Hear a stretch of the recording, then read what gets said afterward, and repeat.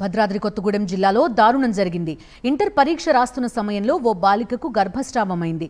స్పృహ తప్పిన విద్యార్థిని ఆసుపత్రికి తరలించారు.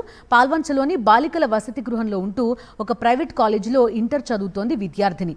శుక్రవారం తనకు కేటాయించిన పరీక్షా కేంద్రానికి వచ్చిన ఆమెకు గంట తర్వాత తీవ్రంగా రక్తస్రావమైంది. వెంటనే ఇన్విజిలేటర్ ఏఎన్ఎంకు సమాచారం అందించి ఆసుపత్రికి తరలించారు. గైనకాలజిస్ట్ పర్యవేక్షణలో ఆమెకు అత్యవసర చికిత్స అందిస్తున్నారు.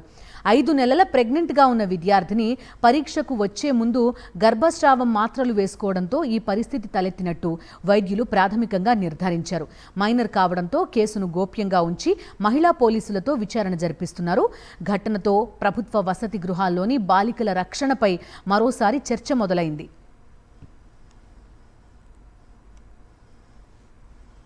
భద్రాద్రి కొత్తగూడెం జిల్లాలో దారుణం జరిగింది. ఇంటర్ పరీక్ష రాస్తున్న సమయంలో ఓ బాలికకు గర్భస్రావమైంది. స్పృహ తప్పిన విద్యార్థిని ఆసుపత్రికి తరలించారు. పాల్వంచలోని బాలికల వసతి గృహంలో ఉంటూ ఒక ప్రైవేట్ కాలేజీలో ఇంటర్ చదువుతోంది విద్యార్థిని.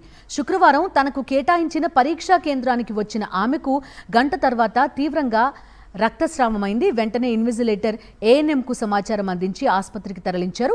గైనకాలజిస్ట్ పర్యవేక్షణలో ఆమెకు అత్యవసర చికిత్స అందిస్తున్నారు.